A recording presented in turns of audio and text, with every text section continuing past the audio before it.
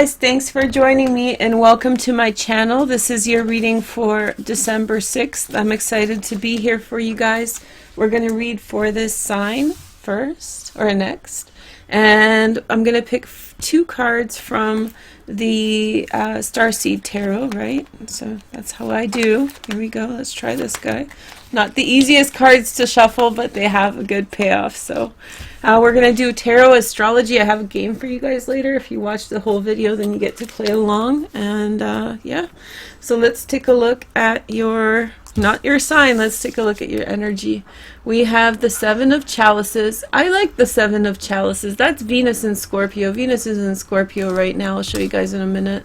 So there is a little bit of inspired ways of looking at things. You just got to make sure that you're grounded when you're Seven of Chalicing it, you know, right? Just make sure that you have some firm foundation. And Karma, which is the Last Judgment. Ooh, big decisions coming through, hey?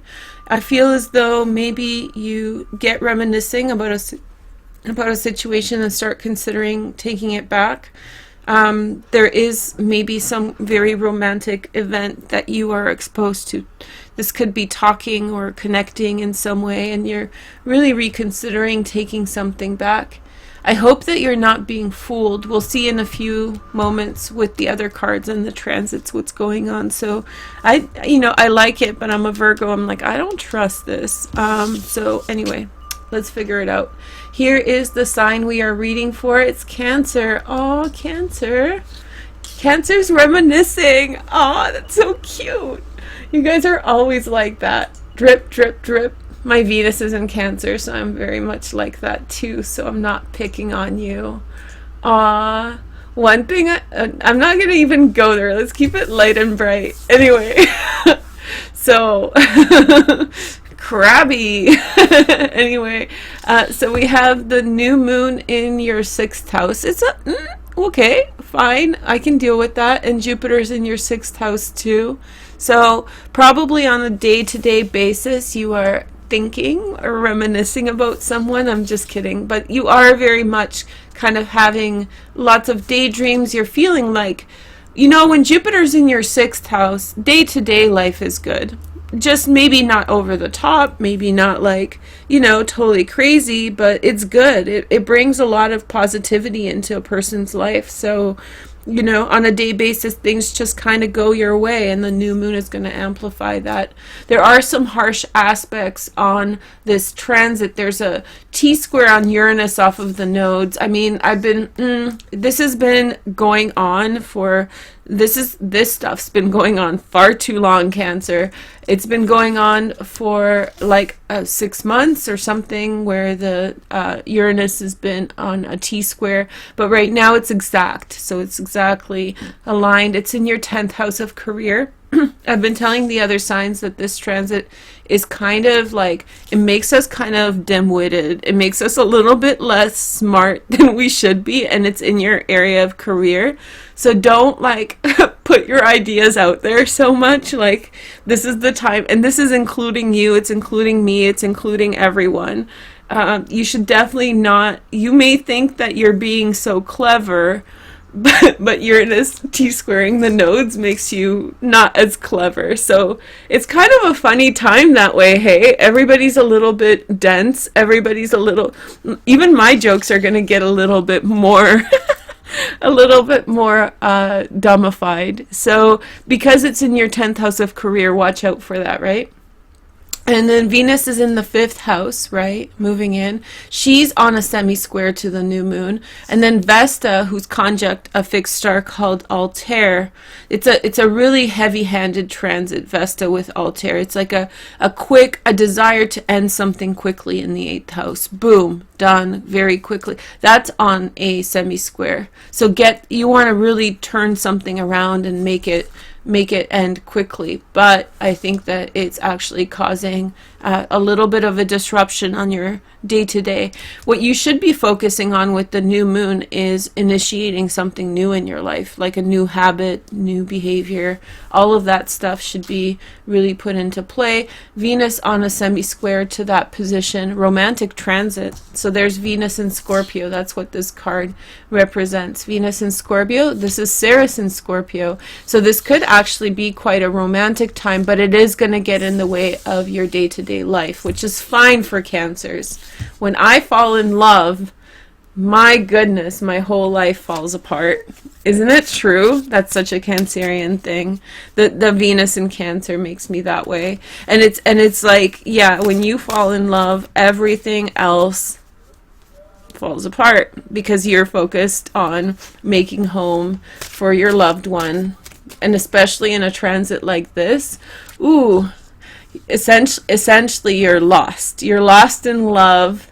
Your heart is just, you're screwed, in other words. I want to call this you're screwed, but then everybody will get mad. I'll do it. And then we have the Eight of Crystals. I'll call it you're screwed, Cancer. And maybe literally, because the 5th house is kind of the house of love and passion in the romantic sense. So hey girl, hey. Including Vesta with Altair. Talk about prowess. Vesta is an asteroid, and she has to do with like personal fortitude, personal prowess, kind of like the ego. So shy little Cancers coming out of their shell a little bit, huh? So we have the Eight of Crystals, which is Sun in Virgo. Hey girl, hey, don't mind if I do. The next message is the Eight of Cups. Sorry I'm being so jovial. And then we have the Seven of Swords, Seven of Orbs in this deck. And then we have the Eight of Orbs. So you want to do, okay, so I feel like on the bottom you have the Four of Orbs. So this is saying a different story. Maybe all of this friskiness that I'm sharing with you is happening in your head. You're ready to like take something back, move forward, you're ready on the go. But you know what's manifesting?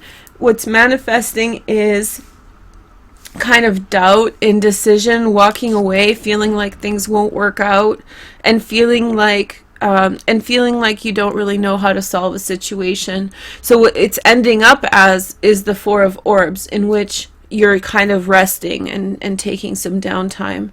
So I think that this does not mean that this relationship is over. Oh no, we trickle. We Cancers trickle. We can trickle into 2021, 2022.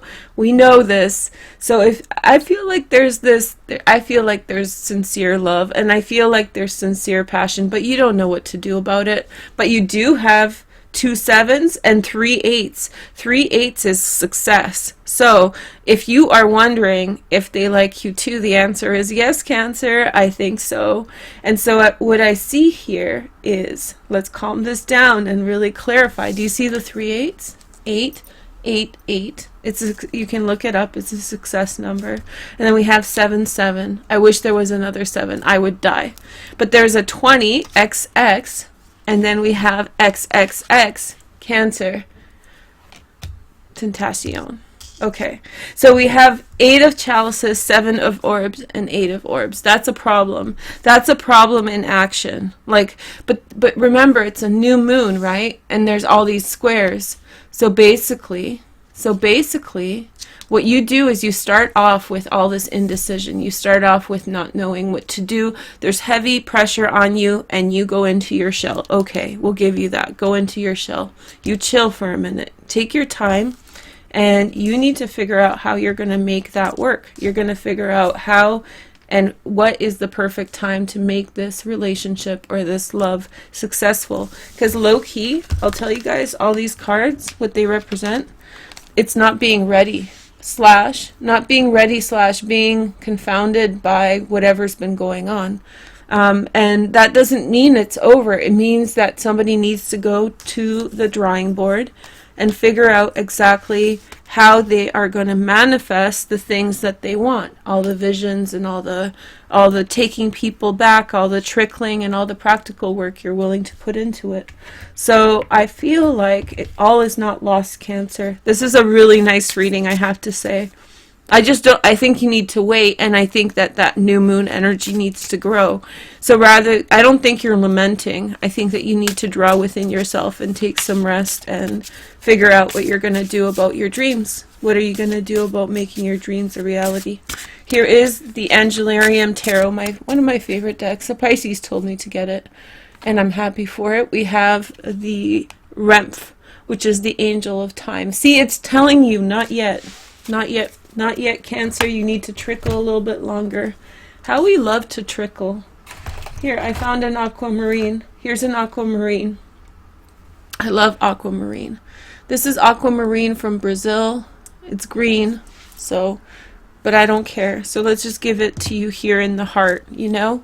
I wish for you guys the best. Oh yeah, the game. So if you watch the video, the whole video, then we get to play a game together. It only works if you've watched the whole video from beginning to end. Okay? So here we go. And put a question in your mind. If you win, then you have to set a condition. And then if I win, then you can set a condition. And it's rock, paper, scissors. Are you ready? One. Ready? You can pause the video if you're not ready.